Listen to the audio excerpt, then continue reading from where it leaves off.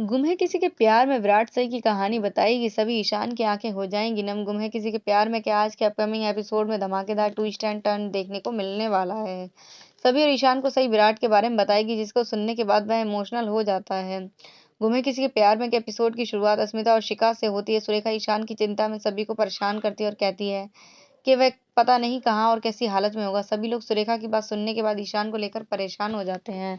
शांतनु निशु को घर पर रहने के लिए कहता है और वे ईशान की तलाश में निकल जाता है। वहीं दूसरी ओर सभी ईशान को विराट सही की लाइफ की कहानी सुनाती है जिसे सुनने के बाद ईशान इमोशनल हो जाता है। सभी बेडशीट पर पर्स रखती है। वह ईशान को बिस्तर पर सोने के लिए कहती है और वह के फर्श पर सोने जाती है। ईशान उसे कहेगा कि नहीं, तुम फर्श पर नहीं सो सकती।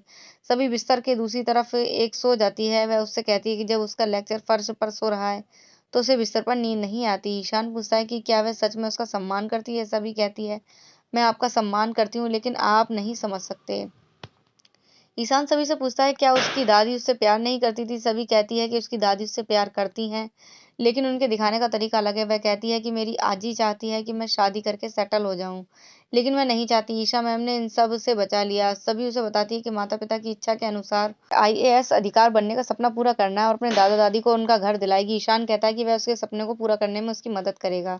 ईशान उसे इसीलिए यह अच्छा नहीं लगता है। उनका कहना है कि उन्होंने यहाँ आने से पहले ही शुक्ला को एक वॉइस नोट भेज दिया था, इसलिए वह जब वॉइस नोट देखेंगे तो वह हमारी मदद करने आएंगे।